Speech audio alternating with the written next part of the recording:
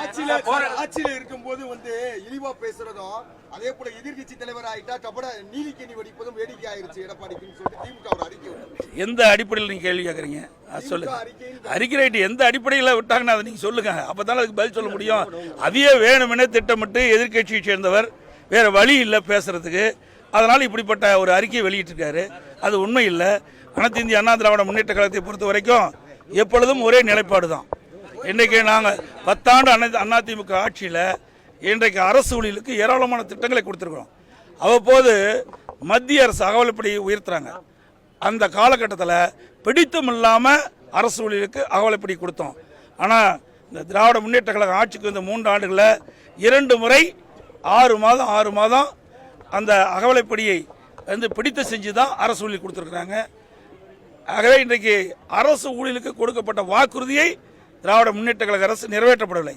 தேர்தல் நேரத்தில் திராவிட முன்னேற்ற கழகம் ஆட்சிக்கு வந்தவுடன் அவர்களுக்கு பழைய ஓய்வு திட்டம் கொடுக்கப்படும் என்று அந்த தேர்தல் அறிவிப்பில் கொடுத்தாங்க, தேர்தல் பரப்புரையில் வெளியிட்டாங்க. ஆனால் இதுவரைக்கும் பழைய ஓய்வு திட்டத்தை நடைமுறைப்படுத்துவோம் என்று திமுக அரசு அறிவிக்கவில்லை, திரு ஸ்டாலின் அறிவிக்கவில்லை.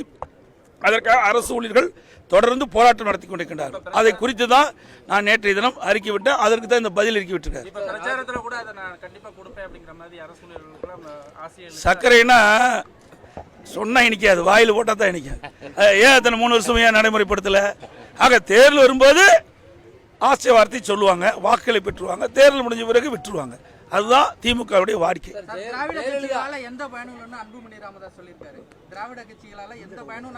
அப்புறம் ஏன் எங்களோட கூட்டணி வச்சுட்டு இருக்காரு? பயனே இல்லையில. அப்புறம் எதுக்கு எங்களோட கூட்டணி வச்சுட்டு இருக்காரு மாறி மாறி? ஆக அவர் ஒவ்வொரு தேர்தலையும் ஒரு நிலைப்பாடு, ஒரு நிலையான கொள்கை இல்லாத கட்சி பாமக கட்சி. ஜெயலலிதா மீது எங்களுக்கு மிகுந்த மரியாதை இருக்கு. இப்போ எப்போ ராஜ்நாத் சிங் பேசுறாரு சார், மத்திய அமைச்சர். பரவாயில்ல தானே, எங்கள் தலைவர் மீது இவ்வளவு நம்பிக்கை வச்சிருக்காங்களே. அனைத்து இந்திய அண்ணா திராவிட முன்னேற்றக்கூடிய தலைவர்கள் எப்படி ஆட்சி செய்தார்கள், மக்களுக்கு எப்படி தொண்டாற்றுகள், அதெல்லாம் தெரிந்த காரணத்தினால எதிர்கட்சியினர் கூட எதிரணியில் இருக்கின்ற கூட எங்கள் தலைவர்களை புகழ்ந்து பேசுவது எங்களுக்கு மகிழ்ச்சி அளிக்கும். உங்க வாக்குகளை குறி வச்சு அவங்க பேசலையா? வாக்குக்கு இதுக்கு என்ன சம்பந்தம் இருக்குது?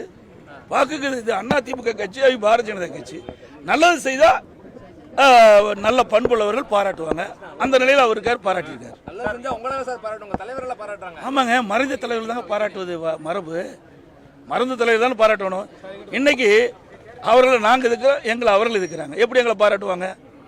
சார், முதல்வர் பிரச்சார கூட்டத்தில் பேசும்போது எடப்பாடி பழனிசாமி அவங்க அதிமுக குத்தகைக்கு எடுத்திருக்கிறாரு அப்படிங்கிற மாதிரி பேசுறாரு. அப்படி அவருடைய கட்சி குத்தகைக்கு எடுத்திருக்காரு.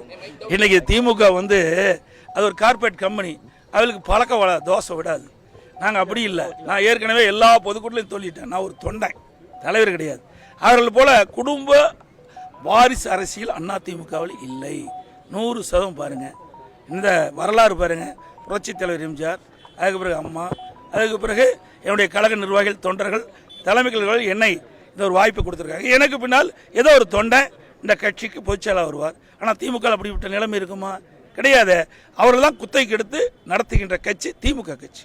அந்த பழக்க தோசைலாம் அவர் சொல்றாரு. இங்கே நிறைய வாரிசுகளுக்கு வாய்ப்பு கொடுக்கப்பட்டிருக்கலாம் சார். இப்போ அதாவது 2 புரிஞ்சுக்கணும். வாரிசுங்கிறது கட்சியில் தொடர்ந்து அந்த கட்சியில் தலைமையேற்பு தான் வாரிசு. சட்டமன்ற உறுப்பினர், நாடாளுமன்றம் மாறி மாறி வரும். இன்னைக்கு இவர் இருக்காரு, நாளைக்கு இன்னொருத்தருக்கு போடுவாங்க. அது வாரிசு கிடையாது. அது எப்படி வாரிசுன்னு சொல்ல முடியும்? இன்றைக்கு ஒரு தொகுதியில் போட்டிடுறான்னு வச்சுக்க, மதுரை கிழக்கு தொழில் ஒருத்தர் போட்டிடுறான்னா அடுத்தருக்கு வேற ஒருத்தர் போட்டிடுவாங்க. அது வாரிசு கிடையாது. ஆனால் ஒரு கட்சிக்கு போது அந்த கட்சியை சேர்ந்த தலைவராக இருக்கும்போது அவர் குடும்பத்தை சேர்ந்த உறுப்பினர் அதற்கு தலைவராகின்ற பொழுது அது வாரிசு. அது அப்படிப்பட்ட கட்சி திமுக கட்சி. ஒரு மனுஷன் போய் நான் என்ன போய் நான் தெளிவாக எல்லா பொதுக்கூட்டிலையும் சொல்லிட்டேன். நான் என்ன போய் பேசுறேன்னு அவர் விளக்க வேணும்.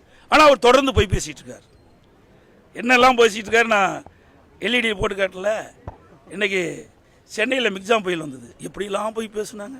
உங்கள் ஊடகத்தில் இருக்கிறதா செய்தி தான் வெளியிட்டேன், நான் ஒன்றும் தனியாக வெளியிடலை. உங்கள் ஊடகத்தில் படம் பிடிக்கப்பட்டு தொலைக்காட்சியின் வாயிலாக வெளியிடப்பட்ட செய்தியே எல்இடியில் தெரிவித்தேன். ஒவ்வொரு அமைச்சரும் ஒன்று சொல்கிறாங்க.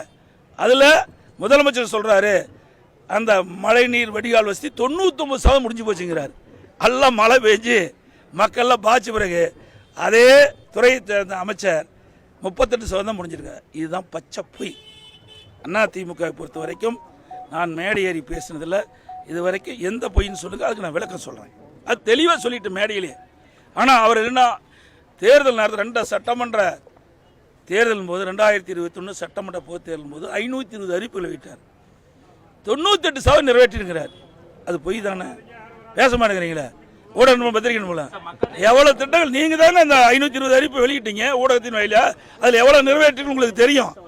இந்த கேள்வி அவர்கிட்ட கேளுங்க.